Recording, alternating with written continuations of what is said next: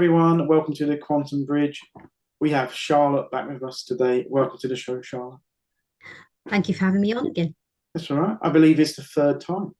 It is the third time, yeah. I like that, a regular spot. Yes, yes. So am I, but much as to my dismay. But there we go. Casper, I think you did mention we might be talking about food today, which is at least a good subject for me. So I like it. Is that what we're talking about? You and me both. Well, we're going to have to ask Charlotte if that's the case. But Okay, so I'm going to start with a really interesting story that I found out. So I've been doing a lot of research into wheat recently because I know a lot of people are talking about giving up wheat and grains, and I wanted to understand what that was and what was causing all the issues that people seem to have. So there's, a lot of people are gluten intolerant, have IBS and other associated gut health problems. So I started doing a little bit of research into wheat. So in around the 1960s, there was a gentleman called uh, Norman Bulag. Now he's what's called an agronomist, so kind of like agricultural, but scientist. So he was working in Mexico, and he was American, and he was funded by the Rockefeller Foundation to create a hybrid strain of wheat. And I forget the name of it. It's some kind of wheat strain that was resistant to everything. But apparently, this is now all over the world, and it is the reason that a lot of us have gut health problems. So it's great in terms of producing a high yield of wheat, but it's not good for us as humans. And then that was the precursor, I guess, to big agriculture. So I think it was after the Second World War, they decided, the Green Revolution started. So they decided that there were millions of us to feed and there wasn't enough food. And the irony is millions of people died after the Second World War. And as we know, there's plenty of food around.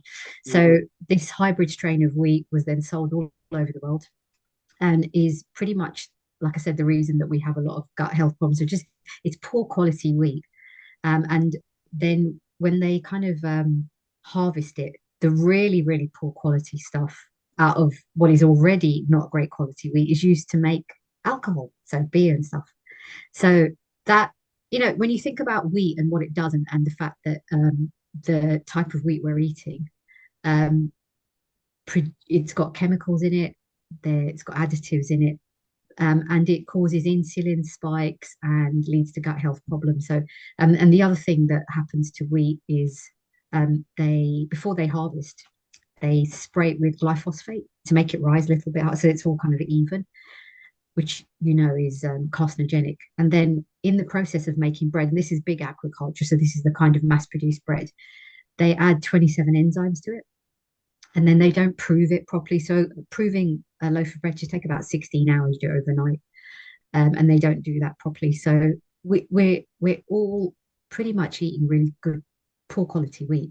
Now there are strains of wheat which they called ancient types of wheat. One of them is called einkorn. There's a couple of others, and I think what we really need to focus on, and I've spoken to Marianne and Natalie and Jonathan Chapman, who's a farmer that I went to see in Buckinghamshire, and you should have him on your show actually. It's about trying to encourage farmers to grow that kind of wheat so that we all end up eating good quality wheat. We've all been eating wheat in our diets for thousands of years, and it never caused us any problems. So if you track the incidence of sort of gut health problems, IBS, Crohn's, colitis, those, it really is since the end of the Second World War, predominantly from the 1960s onwards, and it got worse, I think, from the 70s and 80s when we started to eat poor quality food. So that's an interesting fact that I share with people now. So just so that they understand when they're saying, I'm going to give up wheat, it's not all wheat, it's just the really awful type of wheat that we're all being fed. It's really interesting that you say that, Charlotte. I'll just pick up that thing about the older types of wheat, I suppose, like spelt, for example. So my daughter and my wife are both gluten intolerant. I don't really understand this stuff properly. I'm not saying it doesn't exist or anything like that. I'm just saying I don't understand it, so sometimes I find it a bit annoying. But so I switched them on to spelt because our local baker, a proper baker, who actually do their baking on site and whatever, who said to me, look, you might, before switching them to gluten-free bread, which often is pretty poor bread generally, right? No, tasteless and doesn't rise in the same way and things like that, it seems to me. And so I did anyway. One, the bread is fantastic because it's from a proper bakery. And secondly, they now are existing on a derivative or whatever of wheat of a different type that seems to have absolutely no adverse effects. So, I mean, I'm just saying that completely bears out what you're saying. Yeah. So, and the other thing that I did when I actually wrote an article about like bread, because it's been so demonized, and actually the industry around producing gluten intolerant food is worth billions, and it's set to grow. So they've kind of like already predicted their target. But the thing about gluten-free bread is it's got so many more additives in it, and you kind of wonder people are forced, or they feel like they're forced to eat that. So they do, and I think it probably causes more problems in the long run. Spelt is a good one actually, but you've got to find the right baker and also the provenance of where that bread comes from. So I now obsessively look at loaves of bread, and I'm not talking about the ones in the plastic packets which are made by the big companies like Hovis and stuff, but I'm looking at you know Sainsbury's and Marks and Spencer when they've got their own bakeries, and Greg's and others. And I'm looking at the loaves, and it's incredible how many additives they add. You're very lucky if you find one that's got, I mean, it should have 4 ingredients in it. So I think, what we probably need to do is encourage people to start looking at the ingredients and ask the question. So I do when I go in, that's why have you put soy flour in it? Why have you put this in it? And they often can't answer. And it's like, oh, we've been told to do that. There's no need whatsoever to add, numerous additives and chemicals to bread. So people should be kind of asking. So I think there's a whole education problem, education piece that we need to do with people around food, making them think about what they're eating. Because poor quality food, poor nutrition affects children at a very young age, and then it will affect their development and their intelligence and stuff like that. So I'm going to be hopefully starting a nutritional therapy course in September, just so that I can. And one of the things I really want to do is to kind of work with people at the lower end of the income scale and to get them thinking about what they're eating, because very often it's that false economy of I'll buy some processed food because it's really quick, but actually it's probably cheaper to plan your meals out and use really good quality organic food. But it's the price, I think that's what puts a lot of people off.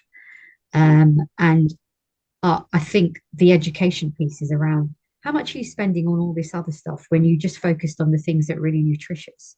You could probably save yourself a lot of money as well. We none of us think twice about spending £4 or £5 on really poor quality coffee from some coffee shop. But we think twice about buying a really good piece of grass-fed beef, So that it's that kind of education piece, I think, that needs to happen. The other thing, just quickly, I'm sure Gary will have a lot on this area, so I'll just jump in quickly. What I think we're moving towards is it'll be this sort of de facto thing where you end up with virtually everything has to be gluten-free to look after the people who have gluten issues. And it's absolutely fine if you look after those people. Of course you should.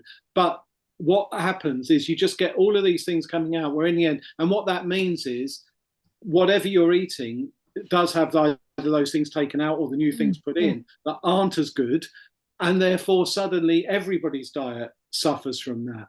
And I don't think that the guys who've got these gluten issues should suffer either, right? And as you rightly say, let's look at the ways around that don't involve taking out a whole load of good things and putting in a whole load of things that are unnecessary or actually potentially harmful. So anyway, I just wanted to make that point because it seems like it's gluten, and then it's what will be the next thing. Well, it's another thing, and before you know it, we'll look at foods that should be, as you rightly say, sort of staple and simple, and we've had for thousands of years, and suddenly we end up with some weird hybrid of something. So yeah, I mean I think that's the direction of travel they're taking us down. It's very kind of like processed food, because they've convinced us we can't eat the things that we've been eating for thousands of years. This war on eating meat and milk and bread, and those things have been in our diets for many, many thousands of years. But we, basically what we've done is the introduction of processed foods has meant that people have gut health problems. So they become intolerant to dairy, to lactose, to gluten. And it gets progressively worse. So you made a very good point. It will get to the point that even the gluten-free foods will cause us issues. I mean, they probably already are. But this might sound a bit controversial, but big pharma and big food work together. Of course. So one creates a problem, the other one comes up with a solution. So, and they've been doing it for decades. So I think people need to question, need to look at ingredients, but also I think we need to start looking at supermarkets and what they produce, what they're putting on the shelves, the fact that they are the providers of most of the processed food we eat, but also the way they treat farmers. They push them so that they can make huge profits, but the farmers themselves are operating at really tight margins.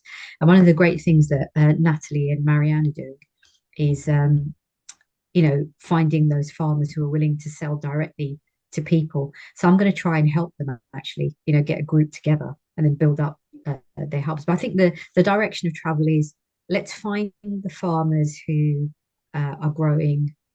I don't want to use the word organic because I think sometimes it's a bit of a label, but where farming doesn't involve pesticides and fertilizers, and that the cattle are free of vaccinations and really where there's some antibiotics. heart in it, and some attention. Yeah. It doesn't even need to be because they've ticked this box or not ticked this box or whatever. It's just more about where they're thinking of it from the fact that it's going to end up inside people, right? This is food that's going to end up inside people that therefore over time, if you're putting things in that aren't so good, is going to have a negative ramification. And if you're putting in stuff that is more wholesome and whatever, it's going to be better. I mean, I don't think it needs to be hugely overthought. And the other thing, just to say, and I'm sure Gary will touch on this as well, the way that we can, quote unquote, vote for this is by our spending habits and by doing exactly what you're doing, of talking to it could even be the people, just because they work in the supermarket and they can't give you an outright definitive change in the model type answer, but they can still start talking about it between each other and it will filter up the chain, so to speak. So I think it is important that people do not just go, oh, well, it's the supermarkets and might as well write them all off and whatever. And that's fine if that's your decision. Yeah. But actually, I think we can get all of these huge sort of organizations to change. We've got much more power. I'll always come back to that. We've got much more power than we believe we have. That is a really good point. And the couple of times I've been into supermarkets talking about bread, I have told them a little bit of a story, and they're quite, they don't know. They really don't know the whole thing behind bread making. But also I had a really interesting conversation with a woman because I was buying some organic whole milk. So we had this conversation about milk. And I said to her, ideally, I'd like to drink raw milk, but it's quite difficult for me to get hold of it unless I find a farmer. I said the next best thing is organic whole milk. So she was kind of a bit more engaged, and she was starting to think. So every time we have those conversations, it helps. But you're right, we can influence the supermarket. So if everyone went in and said, "Why haven't you got any grass-fed beef, from a farmer that's regenerative?" Or we write to them or email them, it will influence change. And we can say things like, well, I'm not going to buy from you if you don't sell the kind of things that we really want. I think one of the things that I am most heartened about in the last few months of the last year is the fake meat products, the processed vegan foods. The market's really dropping. It's being left on the shelves and people aren't buying it because I know so many more people now that have given up meat that are going back to eating meat. So that's quite heartening. So you can see a little bit of a change going on there. Well, I'm vegetarian, but I won't be going back to eating meat. But there was that. I look at the shelves. It's more about the products themselves, Gary. As in, that's they've right. got so many. They've got so many additives in them. Yeah, I look at this and I think, well, who asked for these products? That's my thing. When I look vegetarians didn't. That's right. Yeah, I look at the shelves. I think, well, who thought that everything we wanted was just fake meat? I mean, what about a vegetable pie? So I look at it now and I think, look, don't get me wrong. When you make a big change like not eating meat, and you're just brought up as a regular guy, meat and two veg, Mm. whatever, it's not so bad because I do have my dad's from Cyprus. I have a bit of Mediterranean influence, and Yeah, I yeah, can get around these things. But sometimes it is, it is easy to get some fake chicken and fry it in a stir fry or something. But again, I will say all of this stuff does come down to consciousness yeah, and awareness. So as I go through, that's the only reason I became vegetarian. It's because inside I couldn't eat the meat anymore. It's kind of like not my decision. It's yeah, something inside that said you need to think about this. And actually, before that, it was food in general. I originally shifted to organic. There's yeah, things inside me that saying, "Hey, look, there's something not quite right," and you don't know what, but you're being pulled in a direction. So then I switched away from regular stuff. I bought organic things, organic meat, and then it's a we're talking 20 years of shifting, if you like, of away from these things, and then you move into that some of that fake meat stuff because it gives you a yeah, yeah, transition, and then you're like you hit that point again, like I don't think this is the way, so no, so you shift again, and I think that's like you're saying, we reach a point now where that non-meat eating market is shifting again, saying, well, we didn't want fake stuff, no. it's and we go back to the gluten free. I did that as Yeah. well. That whole market Yeah, is worth so much money, and it's all yeah, about profit, yeah. and but they know that most of these foods will make you quite ill. And I was out with seven friends the other night. They're all vegetarian. To be honest, I didn't even notice till I got home they were vegetarian. So and it like it wasn't an issue, but none of them uh eat any of that processed stuff. They're all cooking like proper, and they pretty much eat most things except meat. So it was fine. But I think that, like you said, no one asked for this fake meat to be produced. No one's asked for insects. No one's asked for the millions of gluten-free products. There are so many things you can do. The trouble is, there isn't enough information out there for anyone suffering with gluten intolerance, colitis, Crohn's, for them to be able to make a decision. The knee-jerk reaction for people I always find is, well, I'm giving up bread, I'm giving up gluten. And I know a couple of people who are misdiagnosed with gluten intolerance, and after a period of time, they now can't go back to eating it after they've been told they were misdiagnosed. So because their stomach has got used to not having it. So there's a huge education piece, I think, around bread itself, but also with meat. I know a lot of people gave up eating meat because they were horrified at the way animals are treated, in terms of intensive farming. And so you have the conversation about, well, if it's a kind of a free range, a farm where the animals are around, allowed to roam freely and they're happy, there's no suffering. I think the suffering, none of us want to see animals suffer. So if you want to eat meat, let's focus on the farms where the animals don't suffer. So this guy, Jonathan Chapman, and I will give you his details, you should have him on because Thank you. Yeah. his cattle look so happy. The whole farm is great. And he spent a good hour and a half with me, just talking about everything. And he's totally awake. He understands big agriculture and stuff like that.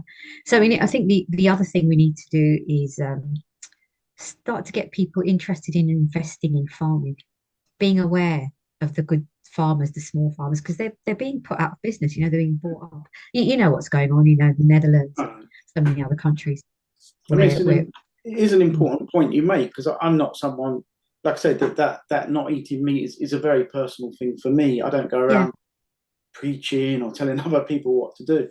If anything, I do just say, think about the standard, yeah, maybe buy yeah, less and better quality, like say from a yeah, proper farmer or from a proper local butcher, support those little guys, yeah.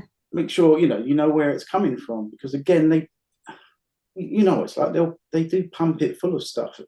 Yeah, they do. When you look at an organic piece, like a chicken leg, and you look at one that isn't, they pump it, and the size, it's different. It's not meant to be that big. It's meant to be nutritious, but a bit smaller.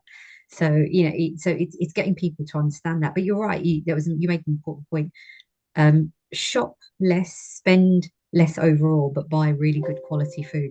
and that's the difference. That's part of the education piece, but also, you are investing in small businesses, in small farmers, in local producers, and stuff like that, which we've kind of moved away from in the last few decades because food became so convenient. We started to shop in supermarkets. When I was a child, we shopped locally.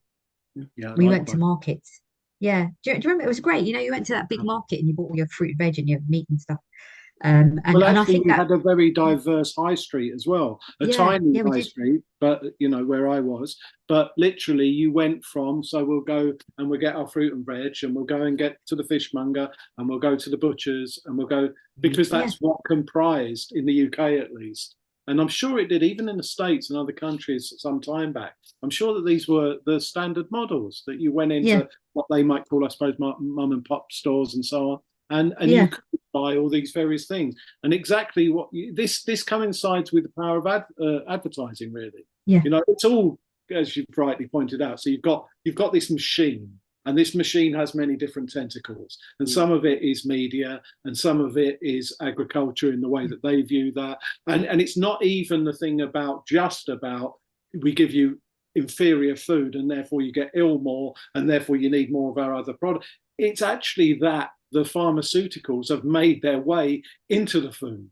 So yeah, so the food itself has already got the big pharma, if quote unquote, pushed into it. So yeah, yeah, all of it is becoming, and of course you've got the story of advertising baked into product as well. I mean, the yes, products yeah, now that really fly off the shelves are those that have a big podcast associated with them, yeah, or have a huge advertising push, or they're linked to a new release of a film or whatever. And you've only got to look at the fast food giants and the way that they link up with, whether it be a toy or something to do with a film and whatever, and they bake that in, particularly into the children's food, because the idea is get them young, isn't it? So yeah, all no, those things are intermeshed. Whereas we had none of that. I'm going to buy a cauliflower. Well, I'll go to the shop and yeah, buy, you know. yeah. No, you're right. Actually, I'd forgotten about that because I think it's McDonald's. Every time there was a new film out, they would have the toy, wouldn't they, with the Happy Meal. So they've got the kids, because the kids would be, putting pressure on their parents to say that. Well, there's certainly But we, some people that are happy about that, and that's the big company behind doing it. yeah, Whether or not the happiness actually goes through to the customer in the end, I don't know, because in the end, what we're talking about is plastic products that will end up in landfill. And if, yeah, on one hand, we're being pushed this massive agenda of environment, for want of a better term, and climate, and yet on the other hand, they're doing things like that. They've been yeah, feeding landfill and creating a massive carbon footprint. Now, yeah, it's not particularly my gig, but they talk about that. So on one hand, they penalise all of us who haven't been doing that stuff, and at the same time, they are the same people who are doing it. Funny that. no, it is. But you get as we touched very briefly on ESG, the whole sustainability, scoring and stuff like that. It is Yeah. all about money. These companies are told that if they meet the scoring, they'll get more money. Whatever that means. It's nothing to do with them making any really positive changes because they're still churning out plastic, like you said, that is going into our, our environment and soil as well.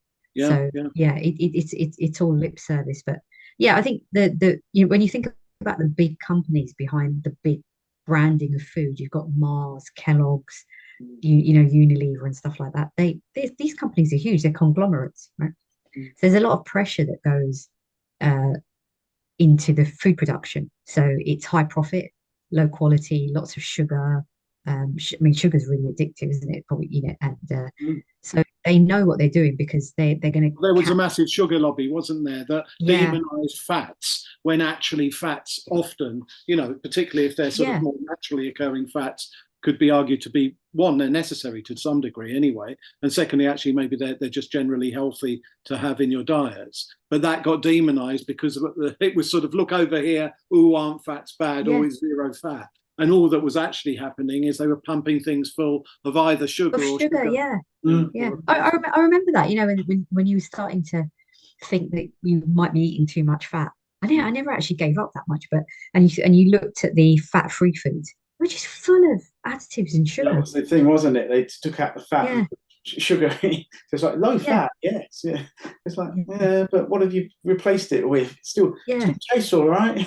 And actually, it's funny because that led on from the fats into the sugars, and then it was sort of a bit of an outcry about, oh, hang on, teeth and sugar ultimately will turn to fat, right? And then as part of that, it was like, oh, no, don't worry. We thought about the solution long ago before we even worried you about fats. And the solution was, now we will put the replacement to sugar in. Now, sugar itself may have no nutritional value, but actually intrinsically, how bad is it? It's not probably good for your teeth. It's not great, right? But then they got the ability to say, now we're going to put all this stuff in that isn't sugar. But what actually is all this sweetener and additives? So that got back to the you know, for the average person, it's so confusing because you're constantly being bombarded with, that's really bad, have this. And then you're like, okay, well, I'll have this. And it's like, oh no, that's not good for you. So have this because we've got a solution. They're always creating problems and then offering solutions. Well, how are they going to harvest the loosh if they're not getting everybody in fear? An interesting story to simplify about that is to just like say, have as natural as possible, as unprocessed as possible. Where you can. But also that goes back to the relationships, doesn't it? The great thing about all of this, coming back to your points about creating these relationships with maybe with local farmers or certainly local shops and so on, is that all of this, the way to escape all of this is disconnect yourself from that type of part of the matrix. Still maybe a matrix of sorts, right? Whatever. But and speak to your local stores, your local farmers, find out about the provenance, get interested in it and active about it. And actually, the ripple effects of that are that these bigger companies will go, hang on a minute, they're waking up to the fact. Now, of course, we'll get more pressure because of that, but ultimately it is a pressure cooker scenario. There's a limit to how much pressure they can do, really. They may worry us and tell us there's no limit. They can keep on, put the jackboot on our face or whatever metaphor you want to use. But ultimately, there's too many of us. There are, but I think it goes to your point that we are more powerful than we realize, and we have to start exerting our power and showing the supermarkets and those big conglomerates that we're not going to be forced to use their products anymore. You know, I think one of the nicest things I've seen in the last sort of year, definitely in the last few months, is the amount of small businesses that are starting to make food. You know, you mentioned the lady earlier on.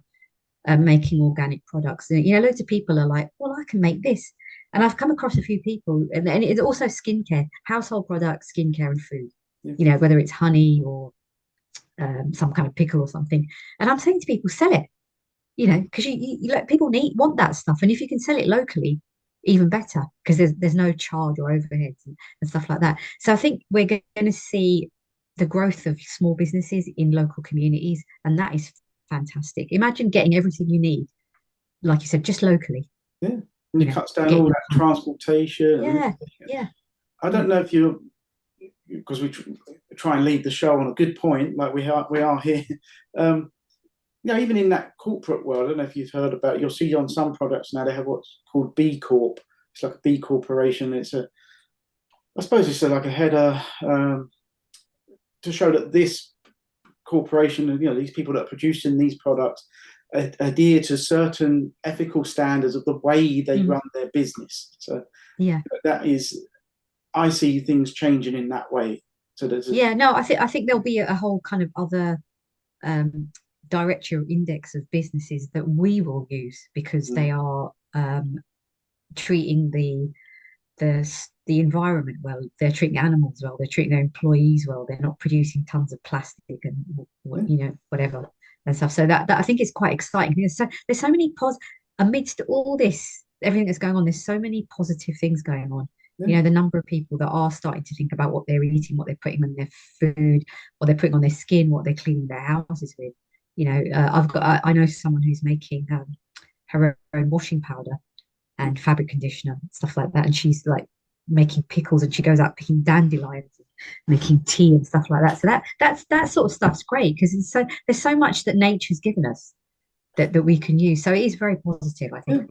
We think, you know, sometimes we have people on here with, like I say, with these small businesses, and it's not about, oh, you know, can we flog products? It's no, can we make aware that this stuff is happening?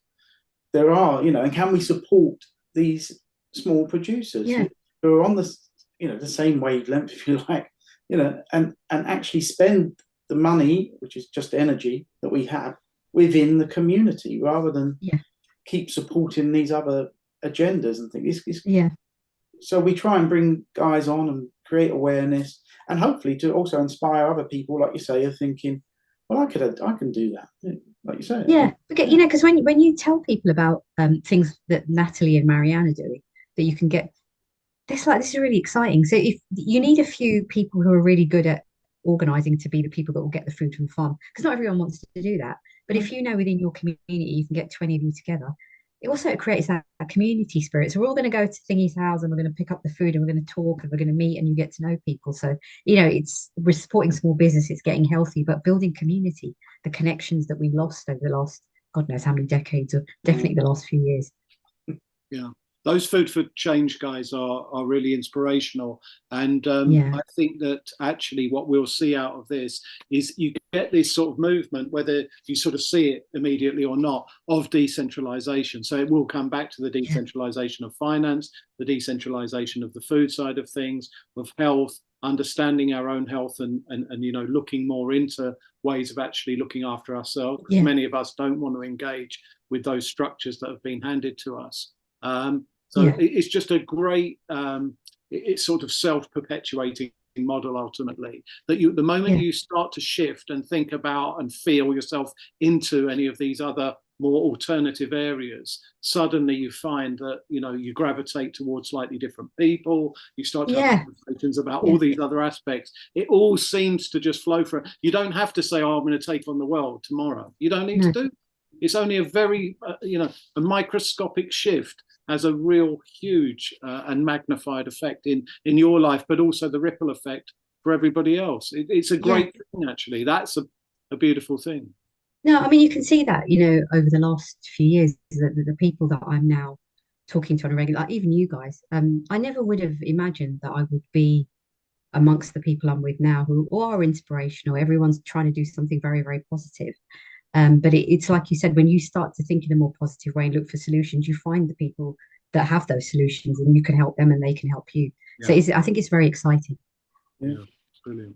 Right. Well, as ever, these things fly by. Thank you very much for joining us. Really good to see you again. And I think the key thing is that we just keep on doing these things. It's a really lovely thing here, Charlotte, that we've moved into an area where you're now talking to other people who've been on the show, not necessarily that you came to them via that, but it's just lovely that this is all becoming a bit of an ecosystem in itself. And it's just great that these ripples are really going out there. So I think, you're always welcome back to talk about anything you like, but this food area is a particularly strong one because it is a particularly strong one, and I think the food and wellness bit as well is it's big and it's growing in people's awareness. So it'd be great to come back and maybe focus on that a little bit more. But as always, a pleasure to be on here with you guys. Thank you very much. Lovely to see you. Enjoy your weekend and thank you and again. See you guys. Thank you. Thank you. Bye-bye. Bye-bye.